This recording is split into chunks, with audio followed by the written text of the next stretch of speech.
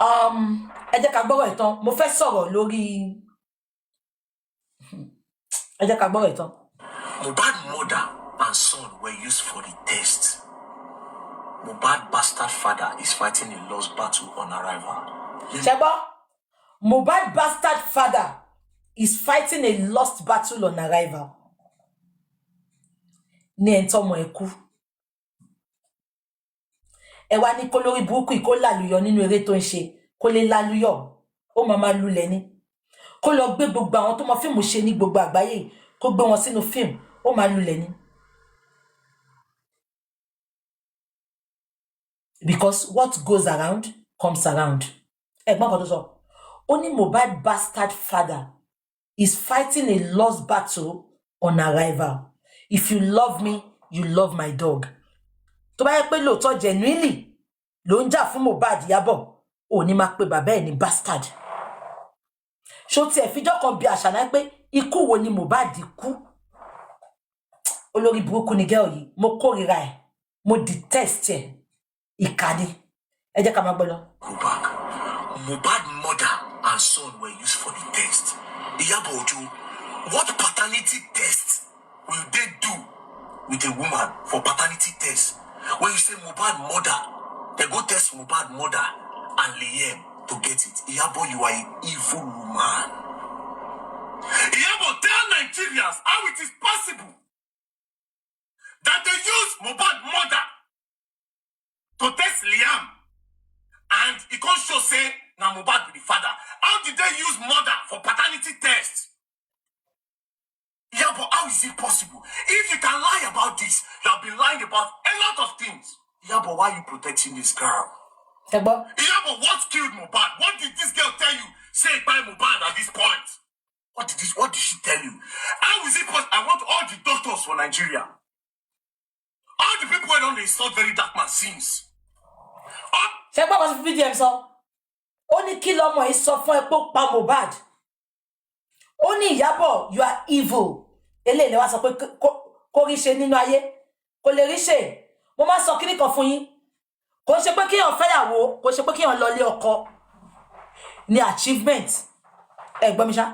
Kò ṣe kíyàn lọ lé ọkọ ní achievement o. Aṣẹ́wó gan lọ lé ọkọ. Apàyàn lọ lé ọkọ. Kí ló mú bọ̀bẹ̀ ni? Ẹ gbọ́ mi ṣá. Ẹ gbọ́ mi ṣá. Ìtorí tá bá máa sọ́nsìn ọmọ yóò ti ń fọmọ fọ́kọ ẹ̀yin olórí burúkú. Kí lá achievement ọmọ ẹ̀ ẹ sọ fún mi. Èyí ìwé kò parí ẹ̀. Ó sáré lọ fún fọ́kọ. Olórí burúkú ó easy ló jẹ́ kán fẹ́ ní Nàìjíríà. Ẹ wo bọ̀bọ̀ tó ṣe wedding níjọ́ Saturday. Ẹ wo beautiful bride yẹn àwọn ọmọ Hausa. Ẹ wò wọ́n. Ẹ wò wọ́n. We still have promising young guys in Nigeria. Tó jẹ́ pọ́ mọ́ ẹ lè fẹ́ tó máa nísinmi. Ó mú lọ tà sí Tanzania. Ó lọ tà sóko ẹrú. Ṣé gálíkì tó tiẹ̀ máa ń rùn gbàù lẹ́nu àwọn ọmọ Tanzania yẹn ni? Ẹ wo bí yẹn ṣe rí. Ẹ fẹ́ sọ fún mi pé kò ń dòdì. Èèyàn kan kú ti kọ́lẹ̀ àtù. Tọ́lá ní tọ̀. Ó ti ní kọ́ lọ wò dáadáa pé ọkọ ọmọ Ìyábọ̀ àmàdòdì. Aṣọ amúra bí obìnrin ṣáájú olórí burúkú. Òun náà fẹ́ ṣe ní ìjàrú. Ṣé wàá sọ fún mi pé Diamond lọkọ ẹwọ yẹn? Ẹ gbọ́ mi ṣá?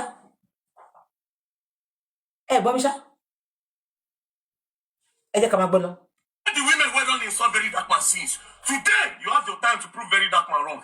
Tell me how it is possible to know the paternity of a child by using his grandmother to do it. How is it possible? You evil people, Iyabo. And you have children? You claim to be a mother? Somebody begin by you, they obstruct justice by siding with this girl. If you can lie about this, you have been lying about a lot of things. Use everybody, all the people in this group have been used. Iyabo, it is simple. Please tell Nigerians how it is possible. Say they use Mama Mohbad. Take test Liam, where discover say Mohbad na father Liam. How is it possible to use a woman for a paternity test? Iyabo, if you can lie about this, you have been lying about everything. You have been destroying the public. You have been pushing narrative and agenda. Iyabo, if you can lie about this, you know more. Iyabo, what will me tell you say happened to that boy? that will not stop police from doing the right thing. That's it. On that first day, they're supposed to pack everybody, including the girl, until they find out what happened to that boy that day. Exactly. Baba Mohbad came to the house. Baba Mohbad said he see duvet with blood. Mohbad auntie, that is Mohbad mother's sister, says she see Mama Mohbad wash blood. Says she see singlets with blood for that house. But in all of this, they didn't touch her. They first of all pushed the blame on Prime Boy. Prime Boy that didn't know nothing. Mohbad's wife pushed the narrative on the first day that they took him away from her. And at the end of the day, today, you people are telling me saying a nurse like I am. Why didn't they start with the nurse on the first day if you people's hands are clean? If her hand is truly clean, why should not just talk that first? They say Mohbad reacted to an injection. Those boys were carrying Mohbad inside car. Where they carry Mohbad from? What's happened for that place? You people kept on lying to the public that they don't inside the group. He say the justice is not only for who kill him, not for who bully him. Push the narrative. Iyabo, if you can lie about this, you were never fighting for justice. You were protecting this girl. Iyabo, if you can lie about this, tell us within that girl, you and that girl, they talk. Tell Nigerians. And again, all the doctors, come and tell Nigerians today, anybody who want to defend this thing, are they ready for now? Come and tell us how they were able to get the right paternity of this boy by using the grandmother. Not just that. Where is this result? This one I want to say when I even do. Where is it? You wicked, evil woman. God forgive you and you get children. Unless if your hands are clean, even your children will suffer the pain where that boy goes. Amen. Unless if your hands are clean, your children said they're not going to enjoy life. Amen, Jesus. Unless if your hands are clean. But it's obvious that you are lying. So show Nigerians the results and also tell us how you came to the conclusion. Say now Mohbad blood be that. By using Mama Mohbad, they do test. Ah, oh boy. Nigerians are sentiment. God forgive you, man. God forgive, man. And they insult me. Now, mo fẹ́ sọ nǹkan kan fún yín. Ó lè wà okay fún yín, ó dẹ̀ lè má wà okay. Ṣé rí chat Àṣàbí Ọlọ́ṣẹ́ àti Jigolo yẹn? Another chat on his own ni. Ẹ jọ̀ọ́ mo bẹ̀ yín. Màá wá ṣe fún yín ní weekend. Saturday, Sunday. Èmi àti yín jọ lẹ̀pọ̀ ni. Ẹ jẹ́ kí n sọ ilé ìkáwá máa lọ. Ṣó ti yé yín? Ẹ jẹ́ kí n sáré sọ̀rọ̀. This is to Baba Mohbad. Baba, gbogbo yín rí pé VDM ò dá sọ̀rọ̀ yẹn. Ṣé rántí pé mo call out VDM? Ṣé rántí? Baba dẹ̀ ti ń sọ, mo call out VDM.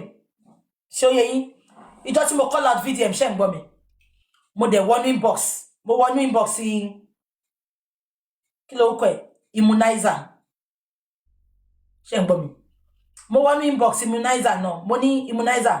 Ẹ bá VDM sọ̀rọ̀ kó fi ara sínú justice. Ṣé ń gbọ́ mi? Immunizer ni wọ́n ní bàbá ń pe VDM. Ìpè VDM ò down. Mo dẹ̀ mọ̀ pé kí n tó sọ pé mo ṣe justice náà mọ́. Mo rántí pé mo sọ fún bàbá pé kó pe VDM. Wọ́n ní VDM ò gbé. Màá máa sọ̀rọ̀ fún yín lẹ́yìn. Tí bàbá bá sọ pé mò ń parọ́, ẹni kọ́ bọ́tà kan ṣe show. Àbí kí Gùrẹ́ sí bọ́tà kó ṣe show. Ṣé rí màá sọ kọ́kọ́ fún yín lẹ́yìn. Mo ṣe investigation débẹ̀ ni o. Mi kò kí n record èèyàn ni. Ṣé rí DNA tí bàbá Mohbad ń sáré lé yẹn? Ẹ̀yin tẹ́ ń bá bàbá sọ̀rọ̀. DNA is a family court. Ẹ gbọ́ mi ṣá. DNA is a family court.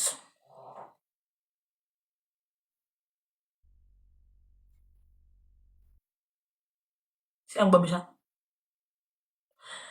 Wọ́n ní a fi ẹ̀tẹ́lẹ̀ àwa lọ ń pa làpálàpá. Ṣé Yorùbá yẹn yé yín?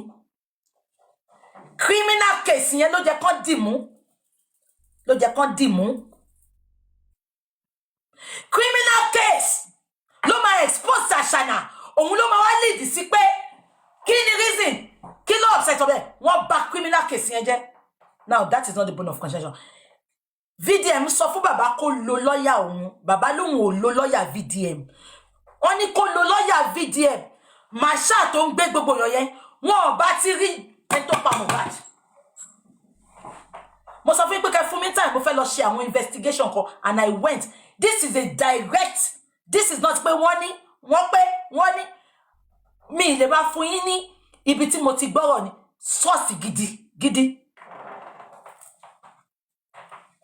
Gbọ́ mi ṣá VDM ní nǹkan tí yẹn ṣe yọ I can tell you for free tó bá ní mo pa àwọn kọ́pọ́sítà kọ́ wá ṣàlàyé. Yes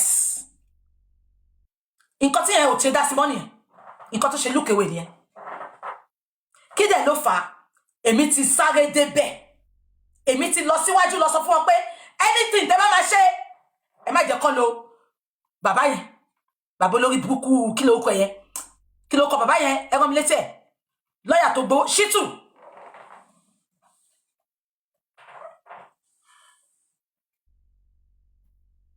because ẹ mọ̀ pé mo kọ́kọ́ para ǹjọ́ yẹn mo dẹ̀ ṣe investigation mi débẹ̀ ni ẹbí bàbá ṣé VDM sọ pé kó wá lo lọ́yà òun ẹbí wọn náà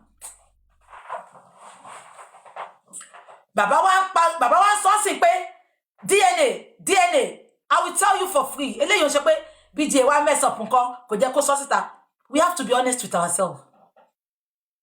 You cannot establish anything from DNA and everything that has been planned they will come back and tell him that son belongs to Mohbad and gbogbo yín dẹ̀ gbọ́njọ́ yẹn abẹ́ gbọ́ Àṣànà náà ti sọ ó ní kò lè rí nǹkan kan gbà. There's a law that protects children, that child. Yes. Why are we ignoring the criminal aspect? Why is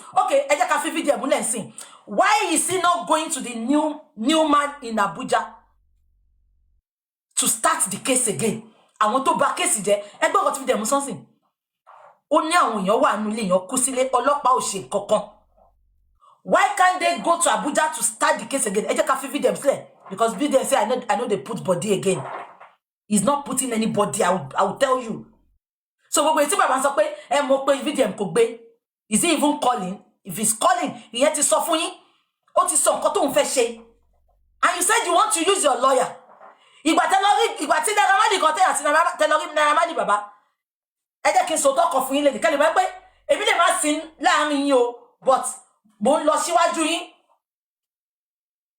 Ṣebí Ṣítù yìí náà lẹ mú lọ sọ́dọ̀ lẹ introduce Naira Marley. Èmi gangan mo sọ fún wọn pé kán sọ fún yín pé kẹ́ lọ gba lọ́yà mi. Èmi gangan ni mo sọ fún wọn pé kán má ní nǹkan kan ṣe pẹ̀lú Ṣítù. I said it. I am saying it here now. I said it.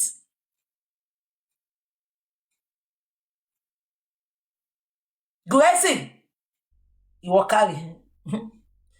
Gbogbo yín mọ nǹkan tẹ́ ń ṣe. Yes. Yes. No, they did not go with Ṣítù to Naira Marley. Naira Marley needed a lawyer. And he said Baba should bring his lawyer. Ìgbà tí mo dẹ̀ ti ń gbọ́ pé Ṣítù ló fẹ́ mú lọ, I called Money, don't work with Ṣítù. Money, tell him you don't want to work with Ṣítù.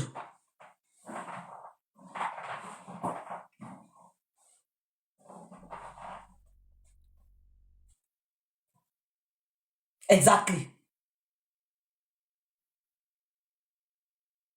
It's too late. No, he had something with body see. Olóhùn dá sí. Olóhùn dá sí. Olóhùn dá sí.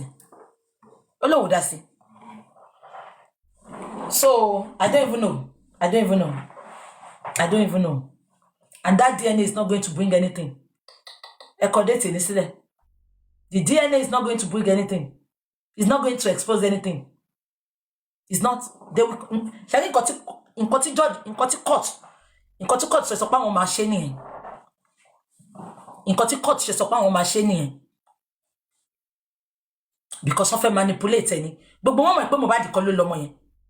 Bàbá náà dẹ̀ mọ̀ pé Mohbad kọ́ ló lọ́mọ yẹn. But I don't know why he's not using all this strength to call on Nigerians to start the criminal aspect. I don't know. I don't know.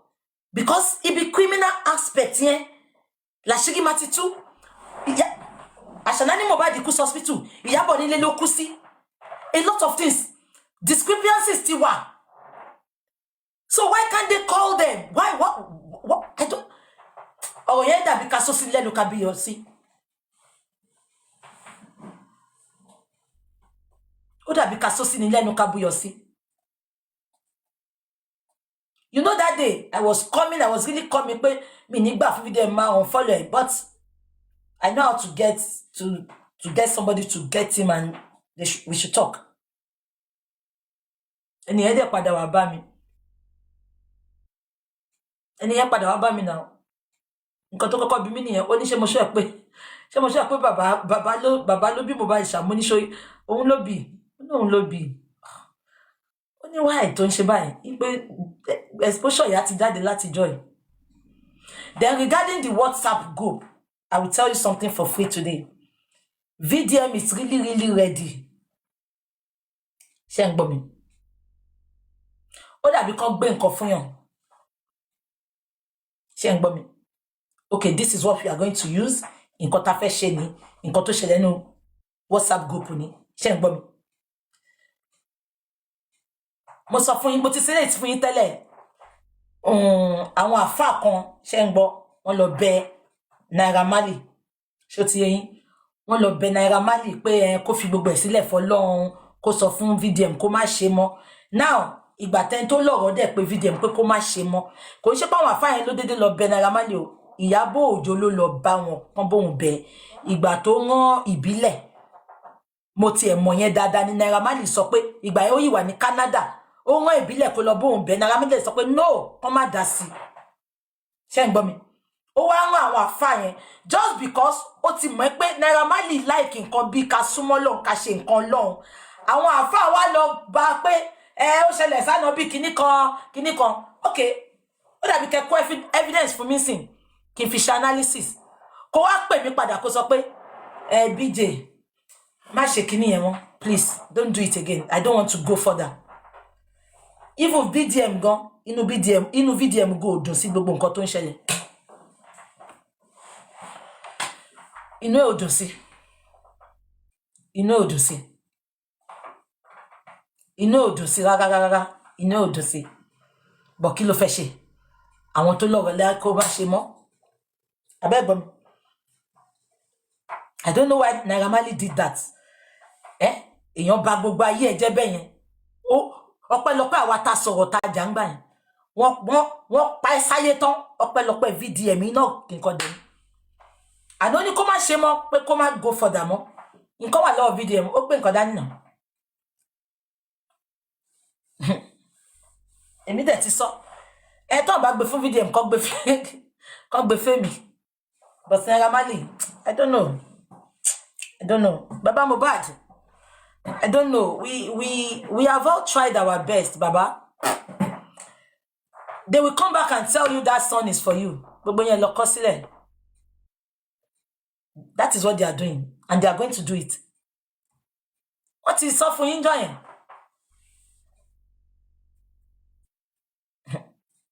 What is suffering enjoying? Mohbad kọ́ ló lọ́mọ yẹn. I can tell you with my life. Ibi tó jẹ́ kẹ́tí wo Bẹ̀rẹ̀kẹ̀tẹ̀ drop ẹ̀. Oríyọmí drop ẹ̀. The only person tá mọ̀ pé ní integrity tó tún lè tẹrí sí ẹlẹ́fẹ́ ló Shittu. Báwo ló ṣe make sense? MFM náà ó fẹ́ fún yín lawyer, ṣé rántí? Sanu tẹ́ MFM ń lò. Lagos State Governor Church MFM ló ń lọ.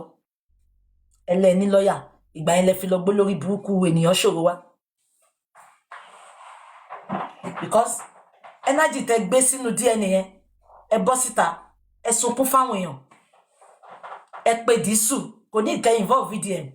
Ẹ pè Dísù yẹn, ẹ pariwo Dísù yẹn síta.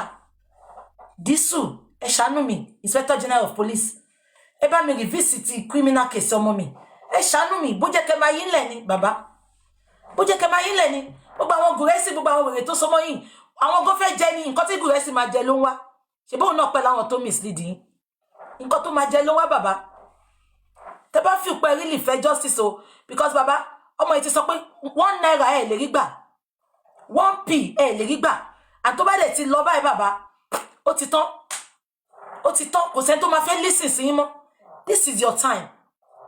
Come out, tell the public ẹ gbà mí ẹ má sọ̀rọ̀ DNA ò lè establish nǹkan kan ṣáwọn tó parọ́ toxicology tó parọ́ autopsy ṣáwọn ló máa fún yín ní result DNA ẹ ń tẹnu mọ́ pé ẹ kọjá kẹṣẹ tí yín bàbá wọn ní jẹ́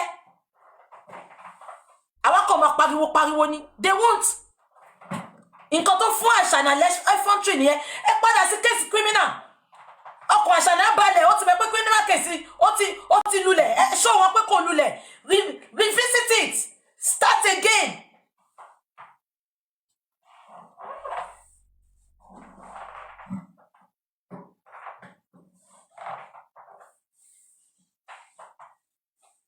ẹ wá ń paráàlú sí DNA ẹ paráàlú sí criminal case kí ló fún yín 2 million fún kẹsàrẹ́ lọ sí ọmọ.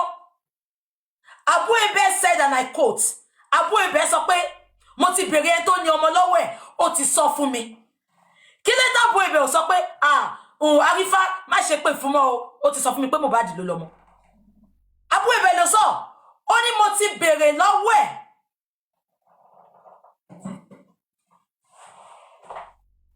ó ní ó ti jẹ́wọ́ fún mi ó ti sọ ẹni tó lọ́mọ fún mi.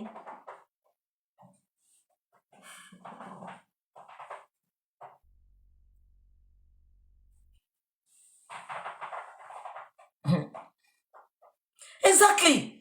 Ologbogo, the real case is the criminal case. Is the criminal case.